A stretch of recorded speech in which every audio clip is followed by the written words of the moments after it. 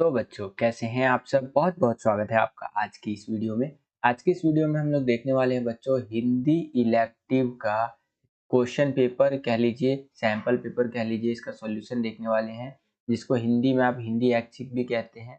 आपको पता है बच्चों, आपका जो बोर्ड एग्जाम है ये होने वाला है 2 मई, ठीक है, 2022 को आपका बोर्ड एग्जाम होने वाला है। उसके लिए ये जो आपका पेपर है ये बहुत ज़्यादा इम्पॉर्टेंट हो जाता है आपके लिए करना। अगर आप इस पेपर को कर लेते हैं तो आपके अच्छे मार्क्स पक्के हैं, ये मान के चलिए, ठीक है। ये हमारा प्रैक्टिस पेपर 3 है। इससे पहले हमने ऑलरेडी 2 आपके जो प्रैक्टिस पेपर है वो अपलोड कर रखे हैं। तो अगर आपने अभी तक नहीं देखा है तो इस वीडियो को पूरा देखने के बाद जो है सो कि उस वीडियोस को भी ज़रूर देखिएगा, ठीक है। तो चलिए वीडियो को शुरू करते हैं। तो यहाँ पर आप देख सकते हैं बच्चों, ये जो आपका पेपर है हिंदी ऐच्छिक का है, ध्यान रखिएगा, और कोड जो है आपका 002 होने वाला है। इस पेपर को करने के लिए आपको जो निर्धारित समय दिया गया है वो 2 घंटे का दिया गया है, ठीक है। यानी 2 घंटे का आपका पेपर होगा और अधिकतम अंक होने वाले हैं आपके 40, ठीक है। आगे चलते हैं। तो आपका जो पेपर आएगा बोर्ड एग्जाम का पेपर वो कुछ इस तरह का आएगा। आप यहाँ पर देख सकते हैं, इसमें सीरीज लिखी हुई होगी, सेट होगा, जैसे कि ये सेट 2 है। यहाँ पर जो है सो कि कोड नंबर लिखा हुआ होगा, यहाँ पर रोल नंबर, इस तरह से आपको इंस्ट्रक्शंस वगैरह दिए रहेंगे, ठीक है। इस तरह से आपका बोर्ड एग्जाम का पेपर आएगा, आप यहाँ पर चीज़ें देख सकते हैं, ठीक है।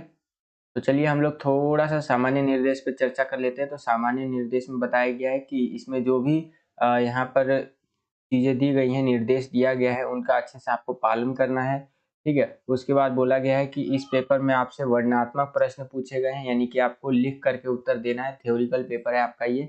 इस पेपर में टोटल 9 क्वेश्चन है और 2 खंडों में, 2 सेक्शन में बटा हुआ है ये पेपर।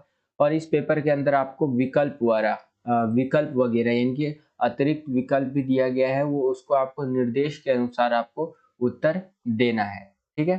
तो चलिए हम लोग डायरेक्ट अब क्वेश्चन आंसर्स पे चलते हैं। यहाँ पर देखिए हम लोग आ गए हैं खंड क के अंदर, जिसको आप लोग सेक्शन ए भी बोलते हैं। सेक्शन ए का पहला क्वेश्चन हमारा क्या है, यहाँ पर आप देख सकते हैं कि निम्नलिखित दिए गए 3 शीर्षकों में से किसी एक शीर्षक पर लगभग 150 शब्दों में आपको एक रचनात्मक लेखन लिखना है, ठीक है। तो 3 आपको यहाँ पर शीर्षक दे दिया। पहला है आपका बारिश की वह सुबह, दूसरा है मेरे बगीचे में खिला गुलाब, और तीसरा है आपका विद्यालय में मेरा प्रिय कोना, ठीक है। तो ये 3 टाइटल है आपके सामने, इनमें से किसी एक पर आपको क्या करना है, 150 शब्दों में एक लेख लिखना है, ठीक है। रचनात्मक लेख होना चाहिए, काइंड ऑफ निबंध टाइप का। तो मैंने आपके लिए एक लिख करके दिखाया है, यहाँ पर आप देख सकते हैं बच्चों। मैंने लिया है मेरे बगीचे में खिला गुलाब, ठीक है। तो इसको इस तरह से आप लिख सकते थे कि मेरे लिए वह सबसे खुशी का दिन था जब मेरे बगीचे में फूल खिला, उस दिन मुझे बहुत खुशी हुई थी। मैंने अपने बगीचे के लिए गुलाब का छोटी सी कलम लेकर आई थी। गुलाब का आपको पता है एक कलम होता है, मतलब पौधा टाइप में होता है वो। आप अगर गुलाब के पौधे को काट करके, ठीक है, दूसरी जगह लगाएंगे तो वो आपका उग जाता है। तो इसमें लिखा हुआ है कि मैंने अपने बगीचे में कलम लगाई, उस दिन मैं बहुत खुश थी, मुझे गुलाब के फूल बहुत पसंद है, ठीक है। मैं एक गुलाबी रंग की कलम लेकर आई थी, ठीक है। तो इसी तरह से यहाँ पर जो है सो कि आपको बताया गया है, और भी बहुत सारी चीजें आप यहाँ पर देख सकते हैं। इसी तरह से आपको यहाँ पर लिखना है, 150 शब्दों में आपको लिखना है एक रचनात्मक लेख। तो आप अपनी शब्द सीमा जरूर ध्यान रखिएगा कि 150 शब्द कम से कम आपका होना चाहिए। अगर 150 से 200 शब्द हो जाता है तो कोई दिक्कत नहीं है, ठीक है। और जो आपकी भाषा शैली है उसका भी खास ध्यान रखा कीजिएगा कि जो मैं लिख रही हूँ या लिख रहा हूँ वो कैसा है, मेरा अच्छा है, खराब है, ठीक है। क्योंकि हिंदी का पेपर है तो आपकी भाषा शैली भी बहुत इंपॉर्टेंट है, ठीक है। यहाँ पर लास्ट की लाइनों में लिखा है वो बहुत खास दिन था, ठीक है। वह क्या था, बहुत खास दिन था जब मेरे बगीचे में पहला गुलाब का फूल खिला था। इस तरह से आपको एक लेख लिख देना था। आगे चलते हैं, हम लोग आ गए हैं दूसरे क्वेश्चन पे। तो दूसरा क्वेश्चन आपको पता है पत्र वाला होता है। तो इसमें पत्र आपसे होगा, मतलब आपको पत्र लिखना होगा। तो पहला पत्र है, यहाँ पर आपको 2 ऑप्शन मिलेंगे।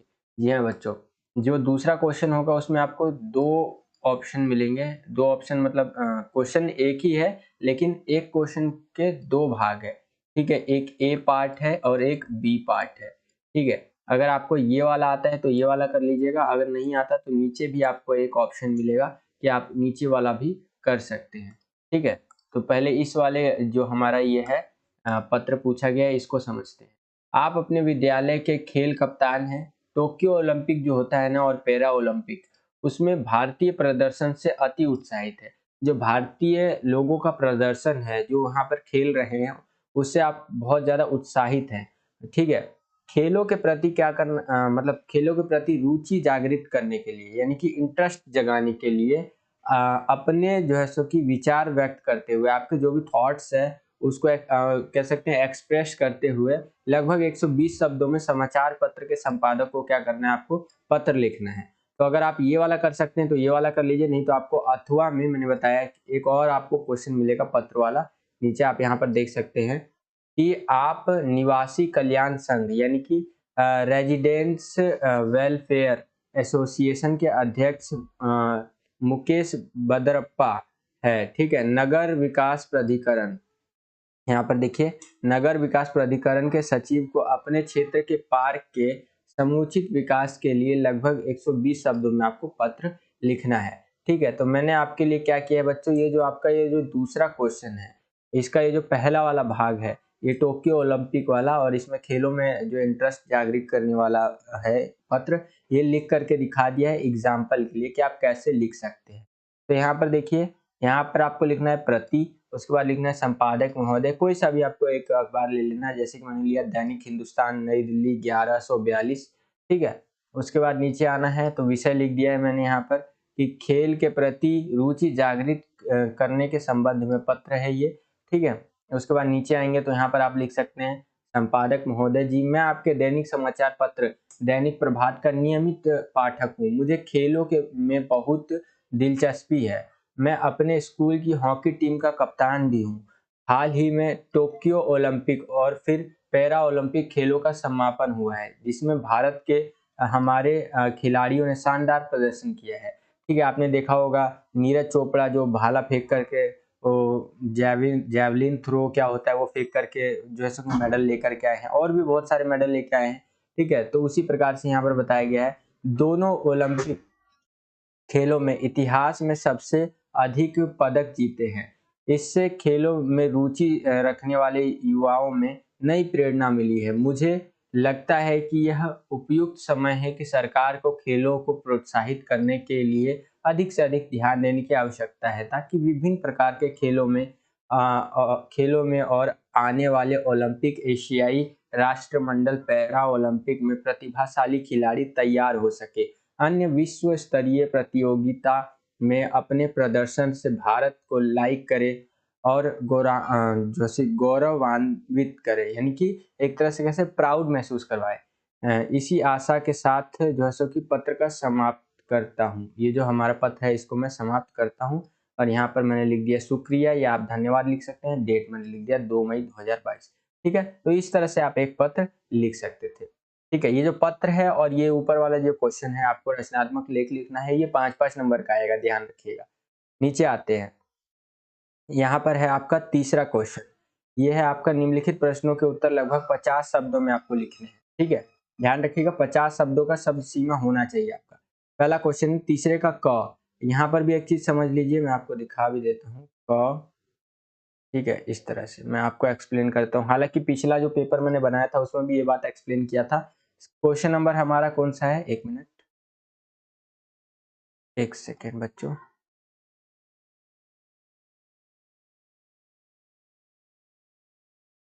क्वेश्चन नंबर है हमारा ये, ओके। क्वेश्चन नंबर है हमारा तीसरा। ठीक है, तो क्वेश्चन कुछ इस तरह से पूछेगा, तीसरे का हमारा होगा क। ठीक है, और क के अंदर आपका जो है सो कि यहाँ पर देखिए आपको एक चॉइस देखने को मिलेगी। जी हाँ बच्चों, क में पहला क्वेश्चन होगा ये जो आप यहाँ पर देख सकते हैं, और इसी में आपको एक अथवा देखने को मिलेगा। क्या देखने को मिलेगा, अथवा। एक और यहाँ पर क्वेश्चन देखने को मिलेगा, ये तीसरे का फर्स्ट पार्ट है। फिर आएगा तीसरे का क्वेश्चन नंबर जो हमारा तीसरा है, इसका ख आएगा। ठीक है, तो ख का भी आपको एक ए देखने को मिलेगा, यानी ख का पहला क्वेश्चन, और फिर ख में भी आपको अथवा देखने को मिलेगा। ठीक है, बी क्वेश्चन। ठीक है, यहाँ पर आपको बी देखने को मिलेगा, समझ रहे हैं ना। कहने का तात्पर्य बस मेरा इतना ही है कि जो आपका तीसरा क्वेश्चन है, ठीक है, तीसरे क्वेश्चन में टोटल आपको 4 क्वेश्चन देखने को मिलेंगे, अथवा सब मिला करके 4 में से कोई भी आपको 2 क्वेश्चन अटेम्प्ट कर देना है तो आपको फुल मार्क्स मिल जाएंगे। फुल मार्क्स मतलब अगर पूरा 100% आप जो है सो कि सही लिखते हैं तो ही आपको फुल मार्क्स मिलेंगे। 2 क्वेश्चन आपको अटेम्प्ट करना है, ये ध्यान रखिएगा, ठीक है। आगे चलते हैं। आई होप कि इतना आपको समझ में आ गया होगा। तीसरे का हम लोग ये देख रहे थे पहला क्वेश्चन देखिए क्या पूछ रहा है कि कहानी में पात्रों के चरित्र चित्रण का क्या स्थान होता है। तो इसका उत्तर एक बार देखते हैं कि कहानी में जो पात्र होते हैं उनका चरित्र चित्रण का क्या स्थान होता है। तो कहानी में पात्रों के चरित्र चित्रण का महत्वपूर्ण स्थान होता है, ठीक है ना। जो कहानी होता है ना उसमें जो पात्र होते हैं उनका चरित्र चित्रण जो भी किया जाता है उनका एक महत्वपूर्ण स्थान होता है। यहाँ पर आप देख सकते हैं पात्रों का चरित्र चित्रण करके ही कहानीकार कहानी को आगे बढ़ाता है। हर पात्र का अपना स्वभाव होता है। पात्रों का चरित्र चित्रण पात्रों की अभिरुचियों के माध्यम से होता है। समाज में अलग अलग प्रकार के लोग की अपने स्वभाव के अनुसार अलग अलग अभिरुचि होती है। इन्हें ध्यान में रख करके ही कहानीकार पात्रों का चरित्र चित्रण करता है, ठीक है। तो इस तरह से आपको जो है सो कि यहाँ पर 50 शब्दों में, जी हाँ बच्चों 50 शब्दों में इसका आंसर लिख रहा है। तो आप यहाँ पर देख भी सकते हैं। आई होप कि इतना आपको समझ में आया होगा। आगे चलते हैं, अगला क्वेश्चन देखते हैं बच्चों। अगला क्वेश्चन इसी में आपको एक जो है सो कि मैंने बताया ना, इसी में आपको एक क्या देखने को मिलेगा, अथवा देखने को मिलेगा, ठीक है। कि अगर आपको ये ऊपर वाला क्वेश्चन नहीं आता है तो आप नीचे वाला ये जो क्वेश्चन है अथवा में ये कर सकते हैं। तो नीचे वाला क्वेश्चन देखते हैं बच्चों, ये क्या पूछ रहा है। काफी आसान प्रश्न है, मैंने कई बार बताया भी है कि नाटक क्या होता है या कहानी से किस प्रकार भिन्न होता है, ठीक है। तो नाटक हिंदी साहित्य की एक विधा है, ध्यान से समझिए, उत्तर बता रहा हूँ। यह लिखित रूप से दृश्यता की ओर जाता है। नाटक जो है एक देखने वाली विधा है, यानी कि इसको आप देख सकते हैं। आपने स्कूल में नाटक देखा होगा और जगह नाटक होते हुए देखा होगा, उसी प्रकार से आप फिल्में जो देख रहे हैं वो भी नाटक का ही एक रूप है। जबकि यहाँ पर बताया गया है नाटक का मंचन होता है, ठीक है, तब जाकर उसमें संपूर्णता आती है। जब नाटक को मंच पे प्रस्तुत किया जाता है ना तब वो संपूर्ण होता है। नाटक को 3 या उससे अधिक अंकों में विभाजित किया जाता है। प्रत्येक अंक दृश्यों में विभाजित होता है। नाटक में पात्रों का चरित्र चित्रण सजीव रूप से किया जाता है। यानी नाटक जो होता है ना उसमें जो भी पात्र होते हैं, अलग अलग कैरेक्टर्स होते हैं, उनको जीवित रूप में दिखाया जाता है। जैसे कि आपने रामायण देखा होगा तो उसमें राम जी को एकदम जीवित रूप में दिखाया जाता है, हनुमान जी को एकदम जीवित रूप में दिखाया जाता है। अभी एक्चुअली में वो एग्जिस्ट करते हैं नहीं करते हैं ये एक अपवाद है, ठीक है। लेकिन उसके अंदर नाटक के अंदर जब चरित्र चित्रण होता है तो क्या होता है बच्चों, जीवित रूप में दिखाया जाता है, ठीक है। तो आई होप कि इतना आपको समझ में आ गया होगा। आगे चलते हैं, अगला क्वेश्चन इसी के अंदर अगला क्वेश्चन क्या है, ठीक है। एक तरह से अगला क्वेश्चन ही बन गया इसलिए मैंने इसको बोल्ड कर रखा है, ठीक है। एक तो मैंने आपको नाटक बता दिया। अब देखिए नाटक और कहानी में क्या अंतर होता है, इसको समझिए बच्चों, ध्यान से समझिएगा, ठीक है। कहानी का संबंध लेखक और पाठक से जुड़ा हुआ होता है। कहानी जो होता है ना उसका संबंध होता है लेखक से, जो उसको लिख रहा है, जो पढ़ रहा है उससे संबंधित होता है।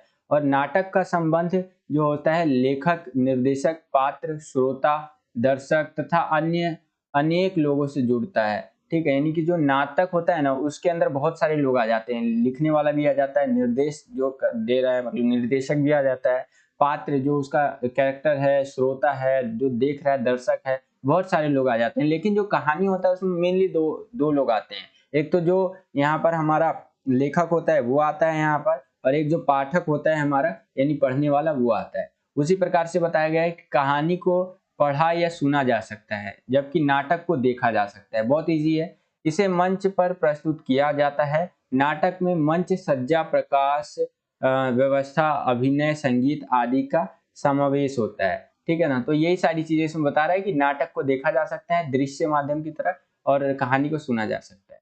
तो आई होप कि ये क्वेश्चन आपको समझ में आ गया होगा। अब हम लोग देखने वाले हैं तीसरे क्वेश्चन का ख पार्ट, ठीक है। तीसरे के ख में देखिए क्या क्वेश्चन पूछा है कि समय का बंधन सभी के लिए आवश्यक है, ठीक है। नाटक लिखने के लिए समय के बंधन का औचित्य स्थापित कीजिए। समय का जो बंधन होता है, तो यहाँ पर ध्यान से समझिए क्वेश्चन में क्या पूछा है और किस तरह से आपको आंसर देना है। क्वेश्चन में पूछ रहा है कि जो समय का बंधन है ना वो सभी के लिए आवश्यक है। ठीक है। और जो नाटक होता है हमारा, उसके लिए नाटक लिखने के लिए समय के बंधन का औचित्य जो है वो आपको स्थापित करना है, ठीक है। तो इसको ध्यान में रखते हुए आपको 50 शब्दों में आंसर देना है। हालांकि ये काफी ज्यादा है, लेकिन मैं आपको बताने का प्रयास करता हूँ। समय का बंधन नाटक की रचना प्रक्रिया का कह सकते हैं पूरा प्रभाव डालता है। इसीलिए यह निश्चित किया जाता है कि नाटक निर्धारित समय सीमा के भीतर पूरा होना चाहिए। मैंने आपको पहले ही बता रखा है, नाटक को एक सीमित समय में पूरा होना चाहिए। कहानी कितना भी टाइम तक चल लेगा, ठीक है। नाटक को वर्तमान काल में ही संयोजित करना होता है, ठीक है ना। आज के टाइम के हिसाब से ही होना होता है नाटक को, भले ही वह भूतकाल या भविष्य काल की रचनाओं पर आधारित हो। काल चाहे कोई भी हो, यानी टाइम कोई भी हो, उसे एक विशेष समय में एक विशेष स्थान पर वर्तमान काल में ही घटित होना होता है, ठीक है। यानी कि कोई भी टाइम के हिसाब से वो नाटक लिखा गया हो, लेकिन वो अगर प्रेजेंट में दिखा रहे हैं तो उस टाइम के हिसाब से उसको दिखाया जाएगा, ठीक है। तो उसी हिसाब से यहाँ पर बताया गया। लास्ट में देखिए क्या बताया गया कि नाटक के प्रत्येक अंक की अवधि कम से कम 48 मिनट की हो या यही समय का बंधन कहलाता है। इस तरह से आपको 50 शब्दों में लिख देना है। बाकी आप यहाँ पर लिखा हुआ सारा का सारा देख सकते हैं और पढ़ भी सकते हैं। आगे चलते हैं, इसमें भी एक अथवा देखने को मिलेगा। तीसरे का जो ख वाला क्वेश्चन है उसमें का अथवा देख लेते हैं। अगर आपको ये वाला नहीं आता है तो ये अथवा वाला क्वेश्चन कर सकते हैं, ठीक है। कि कहानी का कथानक क्या होता है, उदाहरण सहित स्पष्ट करना है आपको। देखिए ये क्वेश्चन कई बार रिपीट हो रहा है, ध्यान रखिएगा। तो हो सकता है चांसेस बढ़ जाते हैं इसके पेपर में डायरेक्ट क्वेश्चन ये आपसे पूछ सकते हैं डिट्टो। तो देखिए कहानी का कथानक क्या होता है, उदाहरण सहित बताना है हमें। तो कहानी का केंद्रीय बिंदु उसका कथानक होता है, और कथानक कहानी का वह संक्षिप्त रूप होता है ना, जिसमें प्रारंभ से अंत तक कहानी की सभी घटनाओं और पात्रों का समावेश किया जाता है। कहानी और कथानक में थोड़ा अंतर होता है। उदाहरण के लिए प्रेमचंद की कहानी कफन, ठीक है, 10 से 12 पृष्ठों की कहानी है। इसका कथानक जो है 10 से 12 पंक्तियों में लिखा जा सकता है। इसी आधार पर कहा जा सकता है कि कथानक प्लॉट जो होता है वो कहानी का प्रारंभिक नक्शा होता है। यह लगभग उसी प्रकार का होता है जैसे कि मकान को बनाने से पहले उसका नक्शा बनाया जाता है, ठीक है ना। तो इस तरह से आपको क्या करना है, 50 शब्दों में यहाँ पर लिख देना है, ठीक है। कितने शब्दों में, 50 शब्दों में। शब्दों की सीमा इसीलिए मैं आपको बार बार याद दिला रहा हूँ क्योंकि टाइम बचेगा आपका। 50 शब्दों में ही लिखेंगे तो ज्यादा से ज्यादा आपका जो समय है वो बचेगा। आगे चलते हैं, अगला क्वेश्चन देखते हैं। अगला क्वेश्चन है हमारा चौथा प्रश्न। निम्नलिखित प्रश्न को उत्तर भी आपको लगभग 50 शब्दों में देने हैं, यहाँ पर ध्यान रखिएगा। तो यहाँ पर देखिए चौथे का पहला क्वेश्चन क, कि माना जाता है कि पत्रकारिता जल्दी में लिखा गया साहित्य है। क्या आप इस कथन से सहमत है? इस कथन में अपने विचार तर्कपूर्ण ढंग से प्रस्तुत कीजिए। ध्यान रखिएगा, जहां पर ये पूछा जाए कि क्या आप इस कथन से सहमत है, वहां पर आपको अपने, ठीक है, यानी कि अपना जो थॉट होता है ना, अपना जो कह सकते हैं सोच होता है, सोच जो होता है आपका, उसको उजागर करना होता है। तो इसमें क्या होता है ना, एक आपके पास प्लस पॉइंट रहता है कि जो आपके अंक है, ठीक है, क्या है, अंक है, या कह लीजिए मार्क्स है, ठीक है, मार्क्स है, ये आपको फुल मिलने के, पूरे मिलने के चांस बढ़ जाते हैं। तो जहां पर भी आपको अपना थॉट लगाने का दिमाग, मतलब क्वेश्चन मिल जाए, अच्छे से लिख के, मतलब बना बना के लिख के आइएगा। अगर आपको नहीं आता है, अगर आपको आता है तो वेल एंड गुड है, ठीक है। तो देखिए यही क्वेश्चन आपसे पूछ रहा है कि पत्रकारिता जल्दी से लिखा गया साहित्य है, ठीक है। और इसमें क्या करना है, इस संदर्भ में आपको ये देखिए, क्या आप इस कथन से सहमत है? अगर सहमत है तो हाँ या ना में बताना है आपको। और इस संदर्भ में अपने जो विचार है आपको उसको तर्कपूर्ण ढंग से क्या करना है, आपको प्रस्तुत करना है यहाँ पर, ठीक है। तो चलिए देखते हैं कि करके इसका आंसर यहाँ पर है। इसका आंसर देखिए, ऐसा माना जाता है कि पत्रकारिता जल्दी में लिखा गया साहित्य है, परंतु वास्तव में ऐसा नहीं होता है, ठीक है ना। पत्रकारिता जो होता है और साहित्य लेखन में अंतर होता है। पत्रकारीय लेखन अनिवार्य रूप से तात्कालिकता और अपने पाठकों की रुचियों को ध्यान में रख करके लिखा जाने वाला लेख है, ठीक है, यह लेखन है कह लीजिए। जो पत्रकारिता लेखन होता है ना, उसमें क्या होता है, तत्कालिक, यानी कि जो तत्काल में घटित घटनाएं हैं और जो उसके पाठक है, जो पढ़ने वाले हैं, उनका इंटरेस्ट कैसा है उस हिसाब से उसको लिखा जाता है। और इसी के अलग या विपरीत कह लीजिए, साहित्यिक रचनात्मक लेखन में लेखक को काफी छूट होती है। कविता होती है, कहानी होता है, उपन्यास होता है, साहित्य लेखन जो होता है, इसमें पत्रकारीय लेखन में अलंकारिक संस्कृतिनिष्ठ भाषा शैली के बजाय आम बोली चाली की भाषा का भी प्रयोग किया जाता है। पत्रकारीय लेखन की भाषा सरल, सहज और रोचक होती है, ठीक है। तो ये सारी चीजें इस तरह से आप लिख देंगे तो आपको जो है सो कि नंबर जो है वो मिल जाएगा। ठीक है, आई होप कि इतना समझ में आया होगा आपको। ये जस्ट कह सकते हैं एक उदाहरण है कि आपका पेपर कैसा आने वाला है। ठीक है, इसी में आपको अथवा देखने को मिला है कि अगर आपको ऊपर वाला नहीं आता है तो आप नीचे वाला कर सकते हैं। क्या कर सकते हैं? क्वेश्चन। ठीक है, तो चलिए अथवा वाला क्वेश्चन देखते हैं, जो हमारा चौथे क्वेश्चन का अथवा वाला पार्ट है कि पत्रकार जो है सो कि ठीक है, पत्रकारीय लेखन का सबसे जाना पहचाना रूप समाचार लेखन है। ठीक है, जाहिर सी बात है, समाचार को कैसे लिखा जाता है ये आपको बताना है। तो समाचार कैसे लिखते हैं? बहुत इजी है। पत्रकारीय लेखन का सबसे जाना पहचाना रूप समाचार लेखन है, और आमतौर पर जो अखबार होता है वो समाचार पूर्णकालिक और अंशकालिक पत्रकार जो है वो लिखते हैं, जिन्हें संवाददाता या रिपोर्टर कहते हैं। मैंने आपको अंशकालिक पत्रकार भी बता रखा है, पूर्णकालिक जो है सो कि वो भी बता रखा है पत्रकार। अंशकालिक पत्रकार वो होते हैं जो आपका एक टाइम पीरियड के लिए पत्रकार मतलब किसी अखबार को लिखने में सहायता करते हैं या लिखवाते हैं। पूर्णकालिक जो एक नियमित सैलरी पे किसी जो है सो कि अखबार को लिखते हैं, कह लीजिए उसमें अपना योगदान देते हैं। ठीक है, जिन्हें संवाददाता या रिपोर्टर भी कहते हैं। ठीक है, अखबार में प्रकाशित अधिकांश समाचार एक खास शैली में लिखे जाते हैं। समाचार लेखन की शैली जो होती है वो उल्टा पिरामिड शैली के नाम से जानी जाती है, जिसमें सबसे इंपॉर्टेंट पहले, फिर उससे कम इंपॉर्टेंट, फिर उससे कम इंपॉर्टेंट, इस तरह से अखबार लिखा जाता है। उसके बाद के पैराग्राफ में कम महत्वपूर्ण सूचना तथ्य दिए जाते हैं। यह प्रक्रिया तब तक जारी रहती है जब तक समाचार खत्म ना हो जाए। तो ये मैंने आपको पहले ही बता रखा है कि जो समाचार पत्र लिखा जाता है, अगर न्यूज चैनल भी अगर आप देखते हैं तो उसमें सबसे इंपॉर्टेंट पहले दिखाया जाता है, फिर उससे कम इंपॉर्टेंट, फिर उससे कम इंपॉर्टेंट, फिर उससे कम इंपॉर्टेंट चीजें दिखाई जाती है। लेकिन जो आपका या आप जो मूवी वूवी देखते होंगे उसमें सबसे महत्वपूर्ण चीज लास्ट में दिखाई जाती है, एंडिंग में। ठीक है, तो इस प्रकार समाचार जो है मूवी वूवी से अलग होता है। इसी के अंदर जो आपका चौथा है, चौथे क्वेश्चन का जो ख क्वेश्चन है, ठीक है, इसमें पूछ रहा है कि बीट रिपोर्टिंग और विशेषीकृत रिपोर्टिंग में क्या अंतर होता है, ये अंतर आपको स्पष्ट करना है। ठीक है, तो देखिए, संवाददाताओं के बीच काम का विभाजन आमतौर पर उनकी दिलचस्पी और ज्ञान को ध्यान में रख करके हुए किया जाता है, कह लीजिए रखते हुए किया जाता है, और भाषा मीडिया की भाषा में इसे बीट कहते हैं। जो संवाददाता होते हैं ना, उनका जो विभाजन किया जाता है, उनको दिलचस्पी किसमें उनका इंटरेस्ट है उसके हिसाब से किया जाता है, और मीडिया के भाषा में अगर देखा जाए तो इसे बीट कहते हैं। ठीक है, बीट की रिपोर्टिंग के लिए संवाददाता में उस क्षेत्र के बारे में जानकारी और दिलचस्पी का होना पर्याप्त है। एक बीट रिपोर्टर को आमतौर पर अपनी बीट से जुड़ी मुख्य कह सकते हैं या सामान्य खबरों की ही लिखना होता है। जो आपका एक बीट रिपोर्टर होता है ना, उसको अपनी बीट से जुड़ी हुई सामान्य खबरें ही लिखनी हुई होती है, या मुख्य खबरें कह लीजिए।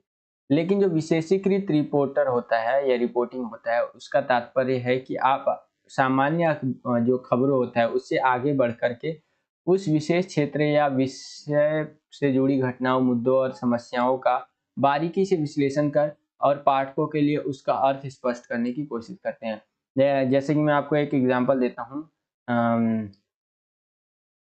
बीट रिपोर्टिंग और जो आपका विशेषीकृत रिपोर्टिंग है उसमें आपको अंतर बताता हूँ। बहुत एग्जांपल, वैसे तो बहुत एग्जांपल्स है इसको बताने के लिए वैसे तो, लेकिन मैं एक सामान्य एग्जांपल से आपको बताने का प्रयास करता हूँ। समझिए, जैसे आप जी न्यूज़ देखते हो, क्या देखते होंगे? जी न्यूज़ चैनल मैं काफ़ी देखता हूँ, बहुत सारे चैनल है, मैं एग्जांपल के लिए बता रहा हूँ। ठीक है, जी न्यूज़ चैनल है, इसमें आपको क्या है कि एक तो आपको डेली यानी कि दैनिक न्यूज़ देखने को मिलता है। ठीक है, तो ये क्या हो गया आपका, ये आ गया आपका ऊपर देखिए, ये हमने देखा था बीट रिपोर्टिंग, तो ये आप इसको ले सकते हैं बीट रिपोर्टिंग के अंतर्गत आ जाएगा। ये आपका कौन सा, जो आपका डेली यानी दैनिक रूप से आप जो न्यूज़ देखते हैं। और दूसरा आ जाएगा आपका डीएनए, क्या आएगा? डीएनए, इसी न्यूज़ चैनल पे आता है डीएनए। डीएनए बोले तो डेली न्यूज़ एनालिसिस, ये आपका जो है सो कि विशेषीकृत रिपोर्टिंग, किसमें? विशेषीकृत रिपोर्टिंग के अंदर आएगा। ठीक है, विशेषीकृत,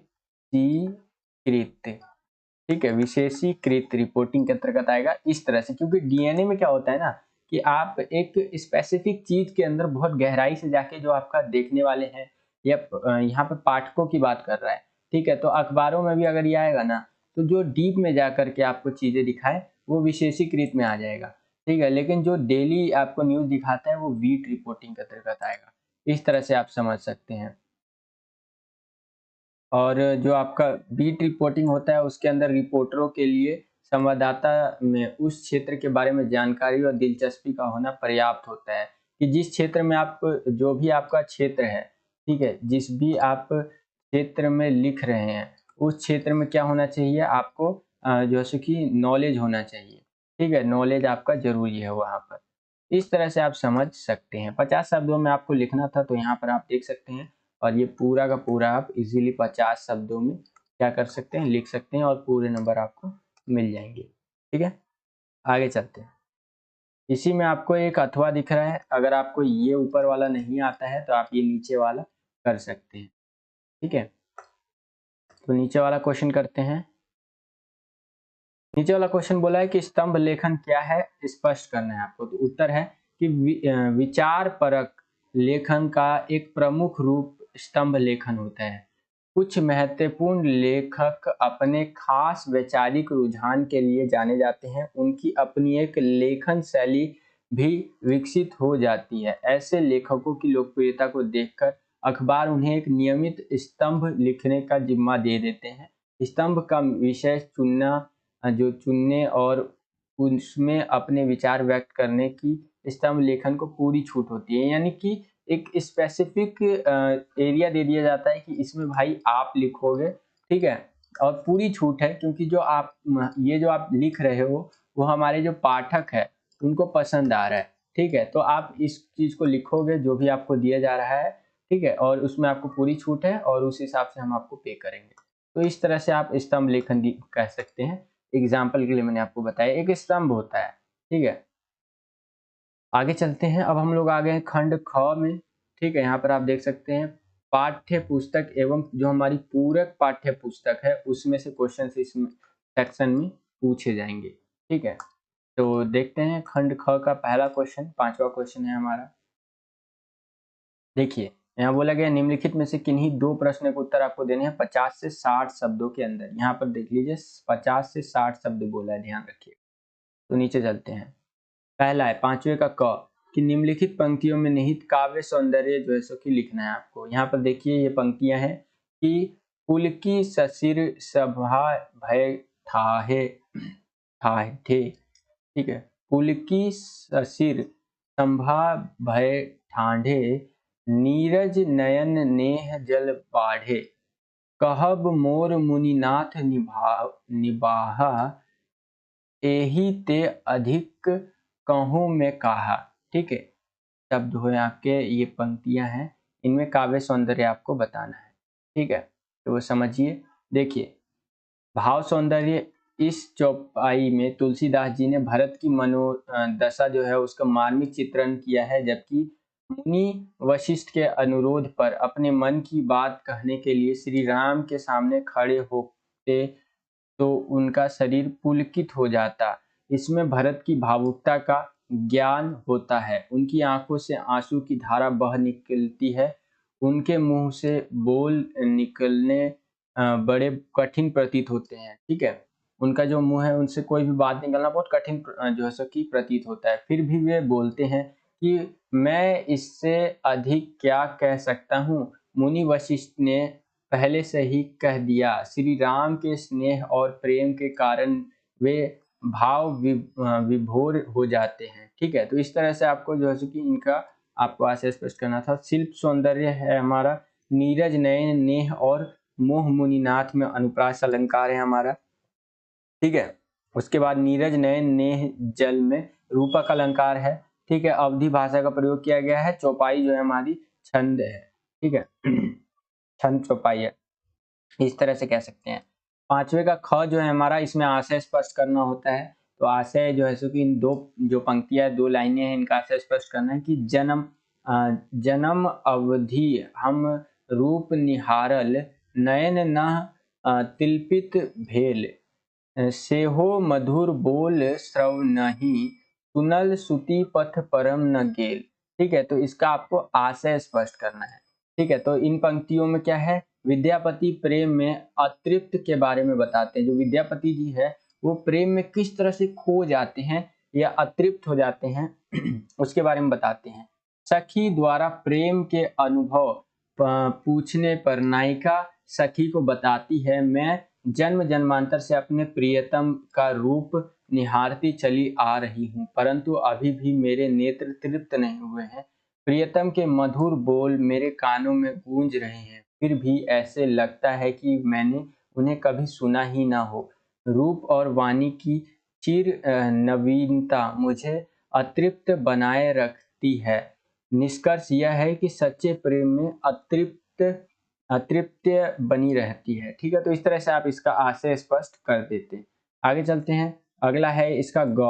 ठीक है, पांचवे का ग है कि 12 मासा का प्रतिपाद्य स्पष्ट करना है आपको। जो 12 मासा है ना, उसका प्रतिपाद्य स्पष्ट करना है 50 से 60 शब्दों में। तो देखिए, मलिक मोहम्मद जायसी की काव्य रचना पद्मावत से 12 मासा के अंश में नायिका पर अघन मास और फागुन मास के प्रभाव का वर्णन किया गया है। नवंबर के बारे में बात कर रहा है, अघन का महीना होता है, नवंबर दिसंबर के बारे में बता रहा है। इन मासों में नागमती की विरह दशा का मार्मिक चित्रण किया गया है, कैसे वो तड़पती है। अगहन में नायिका नागमती विरहांगिनी में जलती है। ठीक है, एक तरह से दूरी रहने की उसमें जलती है, तथा भंवरे और काग के समक्ष अपनी दशा का उल्लेख करती है। पूरा मास में नायिका शीत के कारण कांपती प्रतीत होती है। ठंडी का महीना होता है, नवंबर का महीना आपको पता ही होगा। उसके शरीर को कांपता कपकाता है, तो विरह उसके हृदय को, ठीक है, उस शीत उसके शरीर को कपाता है, यानी कि ठंडी जो है उसके शरीर को कपाता है ना, तो उस कपाता मतलब एक तरह से हिलाता है, कपाते नहीं हम लोग, उसी तरह से। और जो विरह है, दूर रहने की जो दर्द है, वो उसके दिल को जो है कपाता है। इससे चकई और कोकिला ने नायिका के विरह की तुलना की है। ठीक है, नायिका जो है विरह में शंख के समान हो गई है। ठीक है, माघ महीने में जाड़े से हुई नागमती की विरह दशा का मार्मिक वर्णन है। वर्षा का होना तथा पवन का बढ़ना नायिका के विरह को बढ़ाता है। ठीक है, फागुन मास में चलने वाले पवन झकोरे, ठीक है, झकोरे शीत को चौगुना बढ़ा देते हैं। सभी पाग खेलने में मस्त है, नायिका विरह ताप के कारण सशक्त है। ठीक है, तो ये इस तरह से आप 12 मासा का प्रतिपादन स्पष्ट कर सकते थे। आगे हम लोग आ गए हैं बच्चों, क्वेश्चन नंबर जो हमारा छठा है, इसके अंदर निम्नलिखित में से किसी एक पे आपको एक प्रश्न का उत्तर लगभग 30 से 40 शब्दों में देना है। तो यहाँ पर 2 क्वेश्चन पूछे गए हैं, दोनों का आप यहाँ पर एक का आंसर देख लेंगे, एक का आंसर आपको खुद ही लिखना है। बहुत आसान है। अपने द्वारा इस सत्र में पढ़ी किन्हीं 2 कविताओं में प्रयुक्त अलंकारों के महत्व का वर्णन करना है। देखिए, आपने इस सत्र में, इस पूरे ही सेशन में, 2021-22 का जो सेशन है, पूरे साल में जो भी कविताएं पढ़ी है, उसमें से कोई एक कविता उठानी है और उसमें जो अलंकार इस्तेमाल हुए ना, उसका जो इंपॉर्टेंस है, महत्व है, उसका वर्णन कर देना है। अनुप्रास अलंकार, ठीक है, इस तरह से हमारा जो अलंकार होते हैं ना बहुत सारे, उनके बारे में बता दीजिए। किसी भी अलंकार के बारे में बता दीजिए और कोई कविता का वर्णन यहाँ पे आपको करना है। ठीक है, छात्राओं द्वारा किन्हीं 2 कविताओं में प्रयुक्त विभिन्न अलंकारों का वर्णन करना है। वर्णन किए जाने पर तथा महत्व दर्शाने पर अंक आपको प्रदान किए जाएंगे, तो ये ध्यान में रखिएगा। इसी के अंदर छठे का ख है कि वियोगावस्था में सुख देने वाली वस्तुएं भी दुख देने लगती हैं। जब दूरी होती है ना किसी से, तो उसमें जो वियोग आता है, वही वियोग मतलब दूरी, एक तरह से समझ लीजिए। दुख जब रहता है तो उसमें जो सुख देने वाली वस्तु है ना, वो भी दुख देने लगती है। गीतावली जो होती है हमारी, गीतावली जो से संकलित पदों के आधार पर इसको सिद्ध करना है आपको। ठीक है, तो इसका उत्तर आप यहाँ पर देखिए बच्चों कि सुख काल में सुखदायी प्रतीत होने वाली वस्तुएं भी वियोगावस्था में दुख का कारण बन जाती है। इसका कारण यह है कि हम उन चीजों को देखकर उनसे जुड़ी सुखद स्मृतियों में खो जाते हैं। यानी कि जो चीजें हैं उनको देखते हैं ना, तो हमें उस टाइम का एहसास होता है जब हम लोग सुखी थे, खुश थे। उनसे जुड़े व्यक्तियों का स्मरण हो जाता है, जो उन चीजों से जुड़े हुए व्यक्ति है उनका स्मरण हो जाता है, यानी याद आने लग जाते हैं वो आदमी की, भाई ये चीज उस आदमी ने भी इस्तेमाल किया था। यह बात श्रृंगार तथा वात्सल्य दोनों अवस्थाओं में उत्पन्न होती है। माता कौशल्या भी अपने पुत्र राम से संबंधित वस्तुओं को देख भाव विह्वल हो जाती है।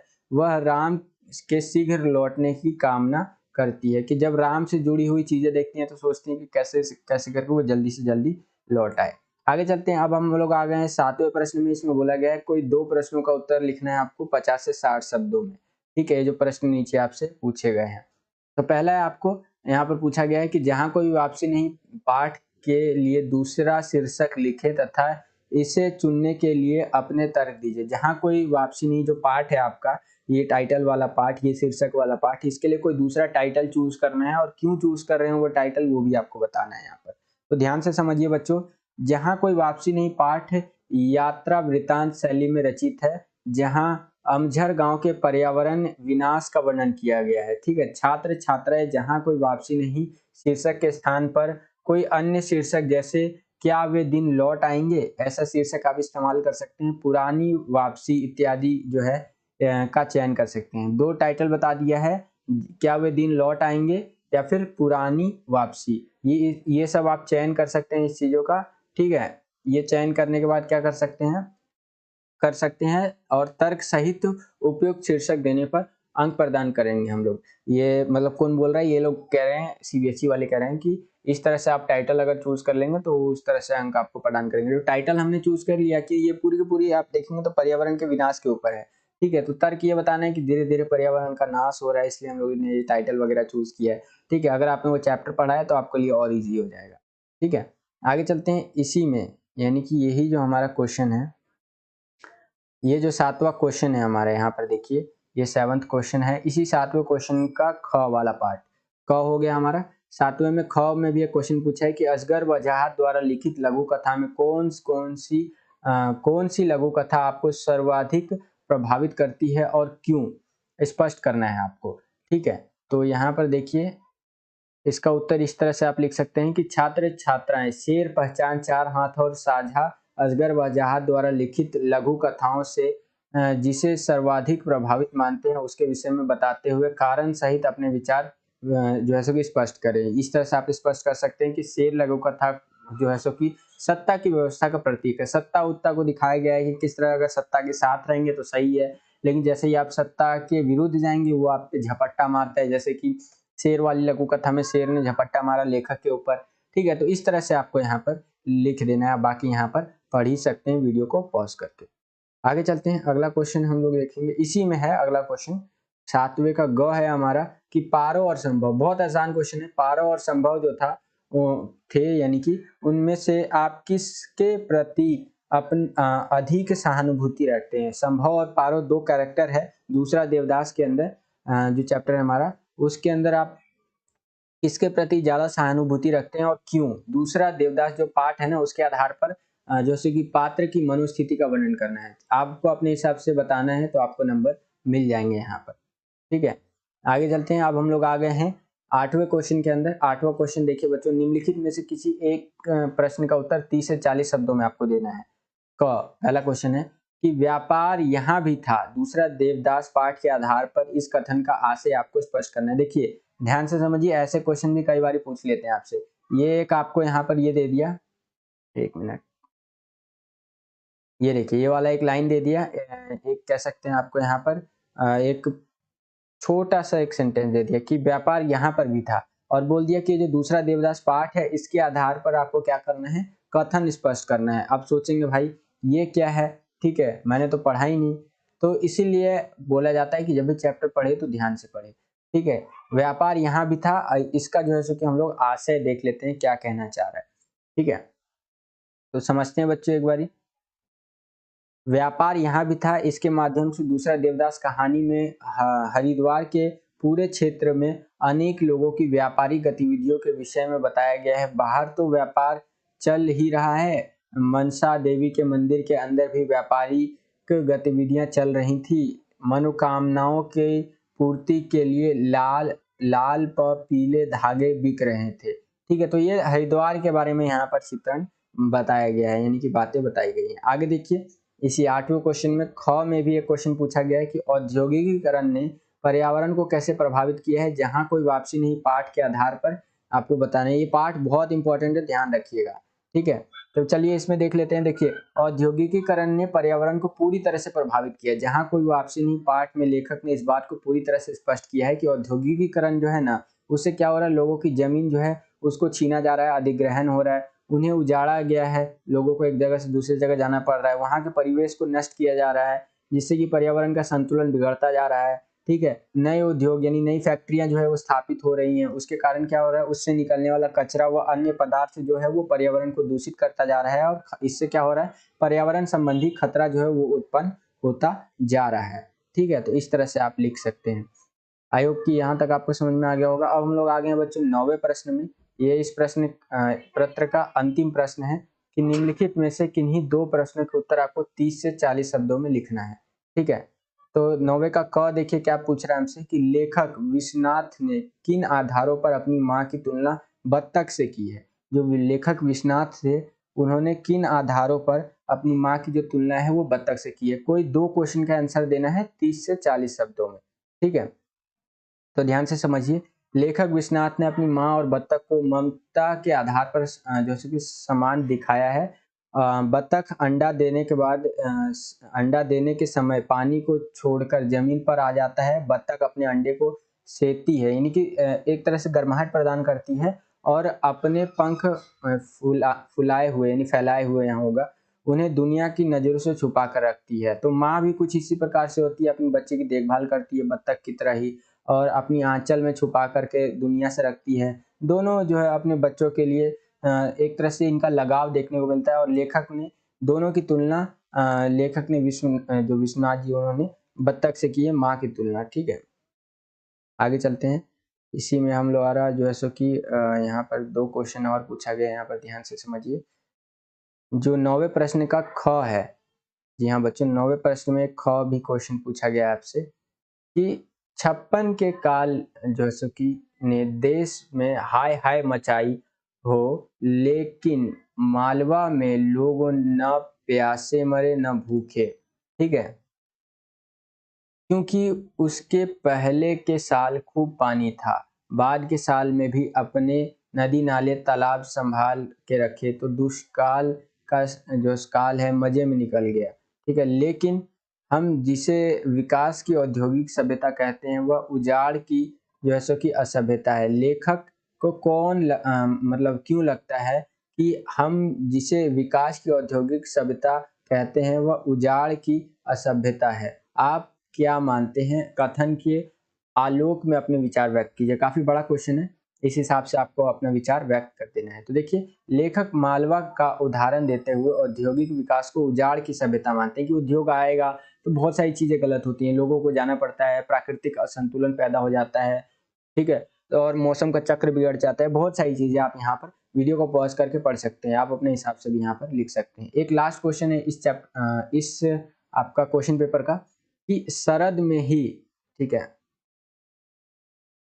यहाँ पर देखिए, शरद में ही आ, हर श्रृंगार फूलता है, पितृ पक्ष में मालिन दाई घर के दरवाजे पर हर श्रृंगार की राशि रख जाती थी तो खड़ी बोली हुई गांव की बोली में कुरई जात रही। बहुत ढेर सारे फूल मानो इकट्ठे ही अनायास उनसे गिर पड़े। ये कुरई देना है तो सकारात्मक लेकिन सहजता आक्रामक की है। उपयुक्त पंक्तियां किस आत्मकथा का वर्णन कर रही हैं और इस कथा के केंद्र में क्या कहा गया है। तो कुछ पंक्तियां हैं, उस आधार पर आपको आंसर यहाँ पर देना है। देखिए, शरद में ही हर श्रृंगार फूलता है, पितर पक्ष यानी कि पितृ पक्ष में ही मालिन दाई घर के दरवाजों पर हर श्रृंगार की राशि रख जाती थी। ठीक है, तो खड़ी बोली हुई गांव की बोली में कुरई जाती रही। बहुत ढेर सारे फूल मानो इकट्ठे ही अनायास उनसे गिर पड़े। ठीक है ना, तो इस तरह से आपको यहाँ पर लिखा हुआ है, यहाँ पर आप देख सकते हैं। इस पूरी कथा के केंद्र में है विस्कोहर, जो लेखक का गांव है, और एक पात्र विश्वनाथ जो स्वयं लेखक विश्वनाथ है। ठीक है, गर्मी वर्षा एवं शरद ऋतु में गांव में होने वाली परेशानियों का वर्णन है लेखक ने किया है, और पूरी रचना में लेखक ने अपने अनुभव और देखे गए प्राकृतिक सौंदर्य को प्रस्तुत किया है। तो इस तरह से आपको यहाँ पर लिखना है। तो लास्ट के एक दो क्वेश्चन जो होंगे काफी बड़े बड़े होंगे, ये ध्यान रखिए। तो बस बच्चों यही था आज का ये पेपर, कह सकते हैं हमारा प्रैक्टिस पेपर थर्ड। आपको आई होप कि पसंद आया होगा, समझ भी आया होगा और अच्छा लगा होगा। मैंने अपना 100% दिया आपको समझाने के लिए। अगर आपको ये वीडियो पसंद आया है तो वीडियो को लाइक ज़रूर कीजिएगा और इस चैनल को, हमारे चैनल को सब्सक्राइब करके ऑल पे क्लिक करके जो है सो कि बेल आइकन जो होता है उस पर क्लिक करके ऑल पे ज़रूर क्लिक कीजिएगा, जिससे आने वाली हमारी जितनी भी वीडियो है, ठीक है, उनका आपको नोटिफिकेशन सबसे पहले मिल सके। और एक बार तो जो मैं हर एक वीडियो में कहता हूँ कि जो आपका 2 मई, जी हाँ बच्चों, 2 मई 2022 का जो आपका पेपर होने वाला है उसके लिए बहुत ज़्यादा हेल्पफुल है ये वीडियो।